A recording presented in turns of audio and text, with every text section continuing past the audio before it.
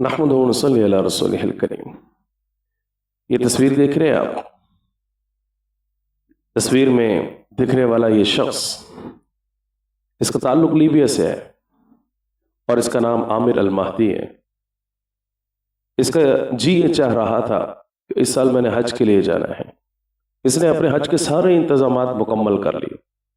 اب آخری فلائٹ ہے جس کے لیے وہ ایئرپورٹ پر پہنچ چکا تھا، لیکن اپنے نام کے کلیئر نہ ہونے کی وجہ سے کسی وجہ سے یہ روک دیا گیا۔ لیکن اس کا اللہ رب العزت کی ذات کے اوپر ایمان بڑا مضبوط تھا۔ جس جہاز کے اوپر اس نے سوار ہونا تھا وہ جہاز سواریاں بٹھا کر آرام سے نکل گیا۔ اس نے اڑان بھر لی اور وہ چلا گیا، لیکن ایئرپورٹ پہ موجود یہ افراد کو کہتا رہا یہ عامر کہ میں اسی سال حج پہ جاؤں گا، اسی سال حج پہ جاؤں گا، اور یہ جو جہاز گیا ہے اسی جہاز پر جاؤں گا، اسی سال حج پہ جاؤں گا اور اسی جہاز پر جاؤں گا۔ تھوڑی دیر کے بعد اس کو اطلاع پہنچی کہ جہاز جو ابھی گیا تھا وہ فنی خرابی کی وجہ سے واپس لوٹ رہا ہے۔ وہ واپس آیا اور اس کے اندر جو موجود فنی خرابی تھی وہ ختم ہوئی، ٹھیک کی گئی، اور پھر اس کے بعد جو ہے اس جہاز نے اڑان بھری۔ عامر اس بار بھی بیٹھ نہیں سکا۔ آخرکار جہاز چلا گیا۔ اب ایئرپورٹ پہ موجود لیبیا سے تعلق رکھنے والے دیگر افراد جانتے تو تھے کہ یہ روک لیا گیا ہے، اس کا کوئی مسئلہ بنا ہے، اور اس کو دلاسا دے رہے ہیں کہ اگلے سال حج کی نیت کر لے، اب اگلے سال جانا، اس سال تو نہیں جا سکتا۔ لیکن یہ اپنی زبان سے یہ الفاظ کہتا رہا، نہیں، اسی سال حج پہ جاؤں گا اور اسی جہاز پر جاؤں گا، اس سال حج پہ جاؤں گا اور اسی جہاز پر جاؤں گا۔ بالآخر وہ جہاز دوبارہ فنی خرابی کی وجہ سے واپس لوٹا ہے۔ ایئرپورٹ پہ آ کے روکا، فنی خرابی اس کی دوبارہ سے ختم کی گئی۔ اب اللہ رب العزت نے پائلٹ کے دل میں بات ڈال دی۔ اب وہ پائلٹ کہتا ہے جب تک عامر آ کے نہیں بیٹھے گا میں جہاز کو نہیں اڑاؤں گا، میں جہاز کو نہیں چلا سکتا۔ آخرکار عامر کو بلایا گیا اور پھر جو ہے جہاز نے اڑان بھری، اور سب کے دلوں کے اندر اللہ رب العزت نے یہ بات ڈال دی کہ جب تک عامر کو نہیں بٹھاؤ گے، جب تک حاجی صاحب کو نہیں بٹھاؤ گے، جب تک کہ اس کو نہیں بٹھاؤ گے، اس وقت تک تمہارے جہاز کے اندر فنی خرابیاں پیدا ہوتی رہیں گی۔ اس کو کہتے ہیں میرے عزیزو اللہ رب العزت کا کرشمہ۔ حق تعالی شانہ آج بھی وہی ہے، اللہ کے رسول صلی اللہ علیہ وسلم آج بھی وہی ہے، قرآن آج بھی وہی ہے، اسلام آج بھی وہی ہے، ایمان آج بھی وہی ہے۔ کمی ہم مسلمانوں کی طرف سے ہے۔ اگر حق تعالی شانہ عامر کی مدد کر سکتے ہیں اور خلوص نیت کی وجہ سے اسی سال حج پر بلا سکتے ہیں اور اسی جہاز پر بلا سکتے ہیں، جہاز کو ایک بار نہیں 2 بار اڑا کر واپس لا سکتے ہیں، تو اللہ رب العزت ہم سب کی پریشانیوں کو بھی حل کر سکتے ہیں۔ آج یہ عامر مکہ المکرمہ کے اندر موجود ہے اور مکہ کی اور مدینہ کی فضاؤں کے مزے لوٹ رہا ہے اپنی خلوص نیت کی وجہ سے۔ مسلمانوں ہم بھی اپنی نیتوں کو خالص کر لیں۔ قرآن نے یہی تو ہمیں بتایا تھا، وَمَن يَتَوَكَّلْ عَلَى اللَّهِ فَهُوَ حَسْبُهُ، جو اللہ رب العزت کی ذات کے اوپر بھروسہ کرتا ہے ایک اللہ اس کو کافی ہو جاتا ہے۔ وَيَرْزُقْهُ مِنْ حَيْثُ لَا يَحْتَسِبُ، اور اللہ رب العزت وہاں سے اس کو رزق عطا فرماتا ہے جہاں سے اس کا گمان بھی نہیں ہوتا۔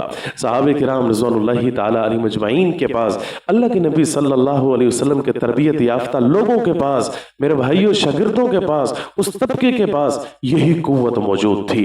ایمان کی قوت ان لوگوں کے پاس موجود تھی، اسلام کی قوت ان لوگوں کے پاس موجود تھی، جس کی وجہ سے یہ سارے کے سارے مسائل اللہ رب العزت سے حل کروا لیا کرتے تھے۔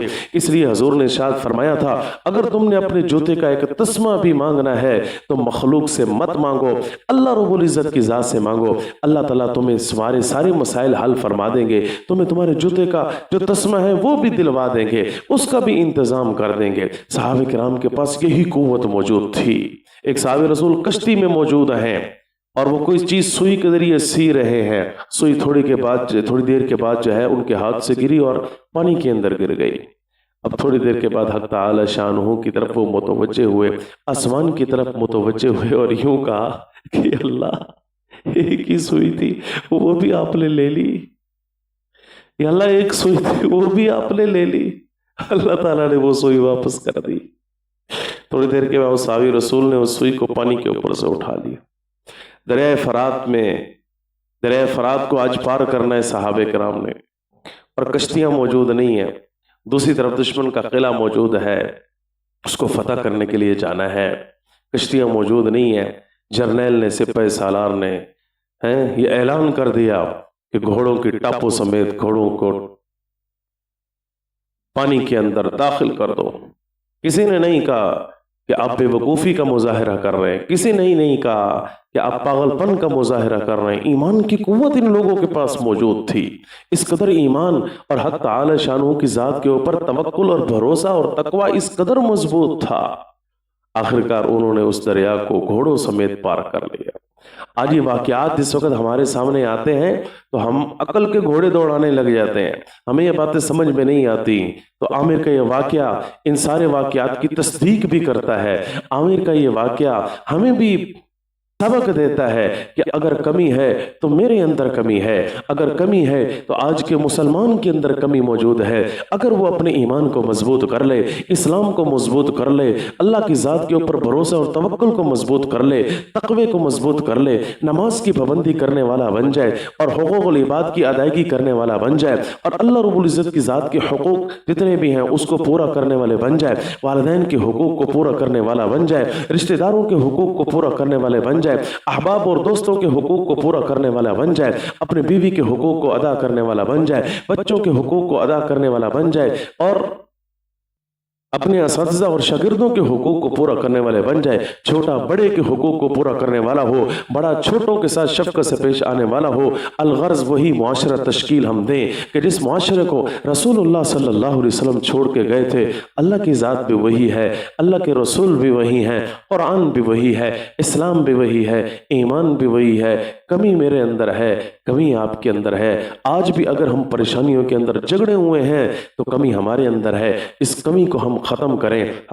اللہ تعالیٰ نے جیسے عامر کے مسائل کو حل کیا ہے، ہماری مسائل بھی حل کر لیں گے انشاءاللہ۔ اللہ تعالیٰ ہمیں بھی خلوص نیت کے ساتھ، دین کے ساتھ لگاؤ رکھنے کی توفیق عطا فرمائے۔ وما علینا الا البلاغ المبین۔